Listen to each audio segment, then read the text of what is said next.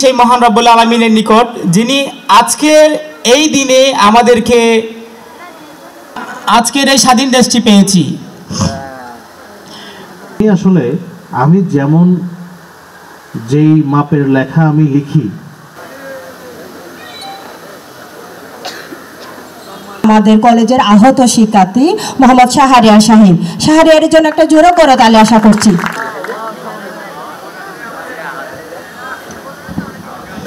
জ্ঞাপন করছি মহান রব্বুল আলামিনের নিকট, যিনি আমাদেরকে দীর্ঘ 15 বছর ধরে আলাইহি ওয়াসাল্লামের নিকট, যিনি ছিলেন মানবতার মুক্তির দূত।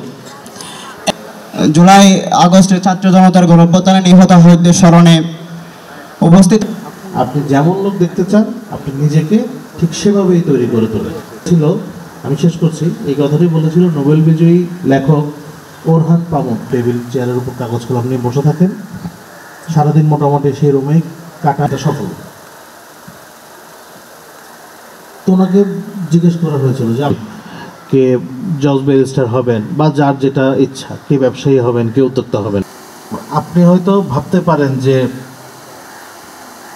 প্রতিদিনই রাতে মনে হয় যে আজকে রাতে একটা এই সিনেমাটা দেখে ফেলি বা এই সিরিয়ালটা দেখে ফেলি। পরীক্ষার আগে 5 দিন বা 6 দিন গ্যাপ থাকতো, প্রতি সপ্তাহে একটা পরীক্ষা হতো।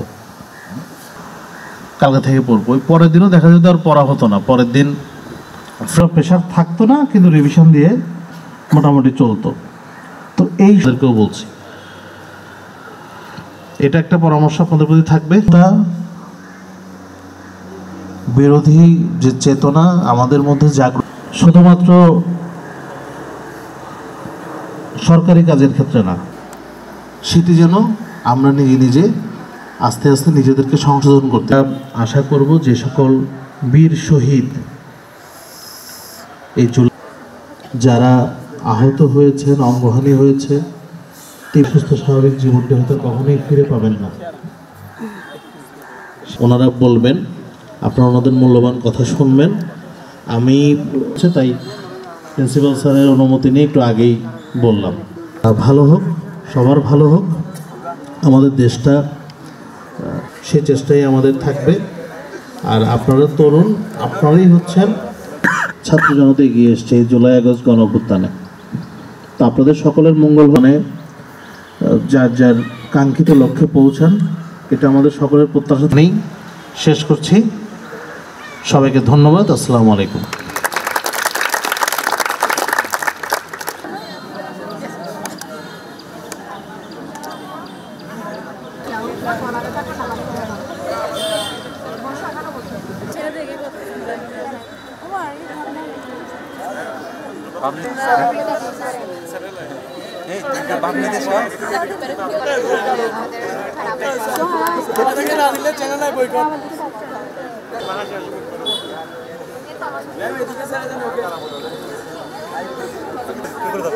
না ভাই, উৎখাতন করার চেষ্টা করেছি, যদিও তারা ফ্যাসিস্ট চলে গেছে, কিন্তু ফ্যাসিস্টের দূষররা এখনো শিকড় গেড়ে আমাদের মাঝে অবস্থান করে রয়ে গেছে। এখন প্রিয় উপস্থিতি, এখন আমাদের উচিত হচ্ছে সেই ফ্যাসিস্টদের যারা শিকড় গেড়ে বসে আছে আমাদের ভিতরে ভিতরে, তাদেরকে উৎখাত করা। তাদেরকে যদি আমরা উৎখাত করতে না পারি, তাহলে আমাদের এই স্বাধীনতা রক্ষা করাটা অনেক কঠিন হয়ে পড়বে। প্রিয় উপস্থিতি, আমরা যদি আমাদের এই স্বাধীনতাকে রক্ষা করতে চাই, তাহলে আমাদের সর্বপ্রথম প্রয়োজন আমাদের সকলের মাঝে ঐক্যবদ্ধতা।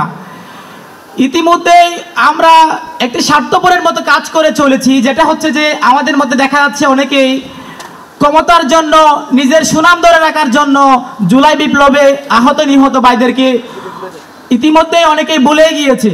তো আমাদের মধ্যে যদি ইউনিটি যে বাস্তবায়িত হতো, তাহলে হয়তো আজকে আমাদের এই সাম্প্রদায়িক যে প্যান্ডেমিক চলতেছে, এটা হয়তো আর চলতো না। আমরা যারা অ্যান্টি ডিসক্রিমিনেশন স্টুডেন্ট মুভমেন্টে সশরীরে উপস্থিত হয়েছি, আমরা কি আসলে কি আমাদের যে আত্মত্যাগ, আমাদের যে সময়, আমাদের যে রক্ত আমরা দিয়েছি, তাকে আমরা আসলে রক্ষা করতে পেরেছি? পারিনি। এটার একমাত্র কারণ হচ্ছে ইউনিটি নেই আমাদের মধ্যে। আমরা চাই আমাদের মধ্যে, আমরা সকলেই চাই আমাদের মধ্যে যেন আমাদের ইউনিটিটা বজায় রাখতে পারি। আমরা ডিজিএফআই ছিলেন, অনেক এনএসআই ছিলেন, পুলিশ ছিলেন, তারা ছবি করেছেন, তারা লিস্ট করেছেন। আমার একটা ভয় ছিল যে মামলা হয়ে গেলে তাহলে পরে, তখন দেশের পরিস্থিতি খারাপ ছিল, নেটওয়ার্ক বন্ধ করে দিয়েছিল, অন্ধকার আমাদের গুলিবিদ্ধ করেছিল। এরপরে প্রথমে আহত হওয়ার পরে প্রায় 2.5 ঘন্টা মতো দোকানে বন্দী ছিলাম। এরপরে একটা ভাই মোটরসাইকেল করে আমাকে বিভিন্ন হসপিটালে নেয়, কিন্তু চিকিৎসা প্রদান করতে পারিনি। পরে আমি বয়ে সদর হসপিটাল থেকে ড্রেসিং করে বাসায় চলে যাই। বাসায় গিয়ে আমি আমার নিজ বাবা মাকে জানাইনি, নিজ বাবা মাকে জানাইছিলাম প্রায় 4-5 দিন পরে।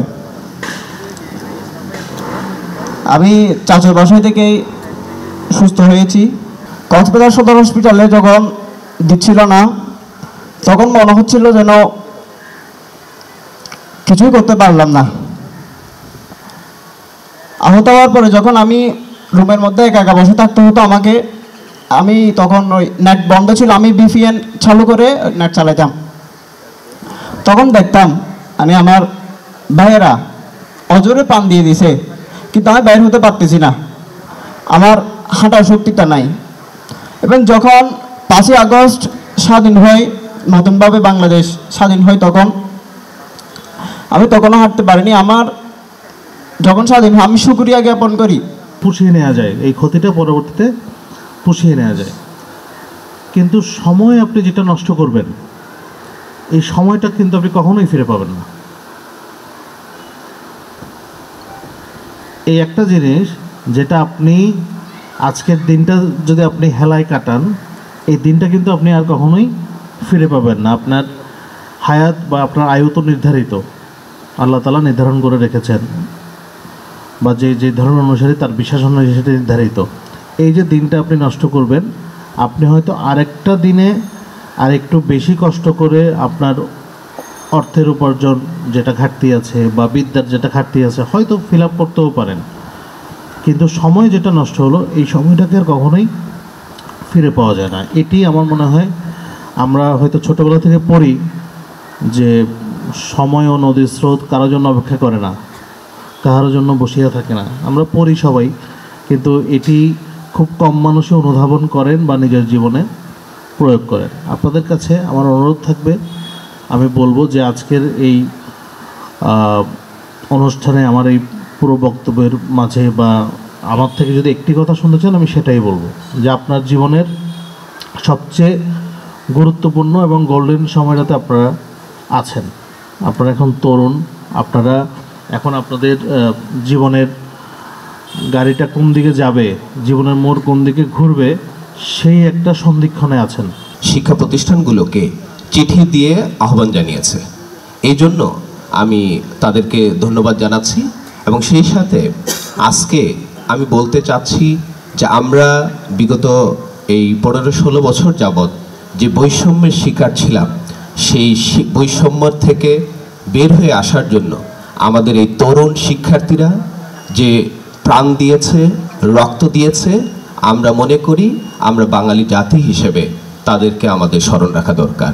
এবং বাঙালি জাতি তাদেরকে সবসময় স্মরণ রাখবে, যেভাবে আমরা একটি মুক্তিযুদ্ধের মাধ্যমে স্বাধীন বাংলাদেশ পেয়েছিলাম, আর এবার 2024 সালের গণ অভ্যুত্থানের মাধ্যমে আমরা একটি নতুন বাংলাদেশ পেয়েছি। তা আমি এই নতুন বাংলাদেশের সকল বীর সৈনিকদের জন্য একটি করতালি চাচ্ছি অডিয়েন্সের কাছ থেকে। ধন্যবাদ। তা আমি যে জিনিসটি মনে করি যে আসলে এই পৃথিবীতে যত কিছু পরিবর্তন এসছে, এই পরিবর্তনগুলো কিন্তু এসছে তরুণদের হাত ধরে। আর এই তরুণরা যখন জেগে ওঠে তখন যে কোনো পরিবর্তনই সম্ভব। তা আমি তোমাদেরকে আহ্বান জানাবো, তোমরা যেভাবে দেশকে নতুন বাংলাদেশে রূপান্তরিত করে একটি নতুন বাংলাদেশ উপহার দিয়েছ, সেভাবে এখনও তোমরা সচেষ্ট থাকবে দেশের সার্বভৌমত্ব রক্ষায় এবং দেশের সকল শৃঙ্খলা বজায় রাখার ক্ষেত্রে তোমরা সচেষ্ট থাকবে। মুক্তিযুদ্ধে যারা শহীদ হয়েছিলেন, সম্মুখ যুদ্ধে যারা শহীদ হয়েছিলেন এবং যারা আহত হয়েছেন বীর মুক্তিযোদ্ধারা, তাদেরকে স্মরণ করছি। সাথে সাথে স্মরণ করছি জুলাই বিপ্লবের আগস্টে আমাদের যে প্রাণপ্রিয় ছাত্র ছাত্রী ভাই বোনেরা প্রাণ দিয়েছেন, আমাদের যুবকরা প্রাণ দিয়েছেন, আমাদের অনেক শিশু প্রাণ দিয়েছেন, তাদের সকল শহীদদের আত্মার মাগফিরাত কামনা করছি এবং ওনাদের শোক সন্তপ্ত পরিবারের প্রতি সমবেদনা জ্ঞাপন করছি। জানি না আসলে ওনারা কীভাবে এই শোক সইতে পারতেছে। সাথে সাথে স্মরণ করছি যারা আজকে ওই আন্দোলনে অংশগ্রহণ করে পঙ্গুত্ব বরণ করেছে, কেউ হাত হারিয়েছে, কেউ পা হারিয়েছে, কেউ চোখ হারিয়েছে, তারাও আমাদের ছেলে, আমাদের সন্তান, আমাদের ভাই। তো আমি এখানে আমাদের মাননীয় অতিরিক্ত জেলা প্রশাসক মহোদয় আমাদের ছাত্রছাত্রীর উদ্দেশ্যে খুব সুন্দর করেই বলেছেন। তো আমি ওনার কথা মিলিয়ে বলতে চাই, এই বাংলাদেশ আপনার আমার, এই দেশে যারা আছে সবাই আমাদের এই ভাই। এই দেশ বাইরে থেকে কেউ এসে পরিচালনা করবে না, এই দেশ আপনাকে আমাকে পরিচালনা করতে হবে।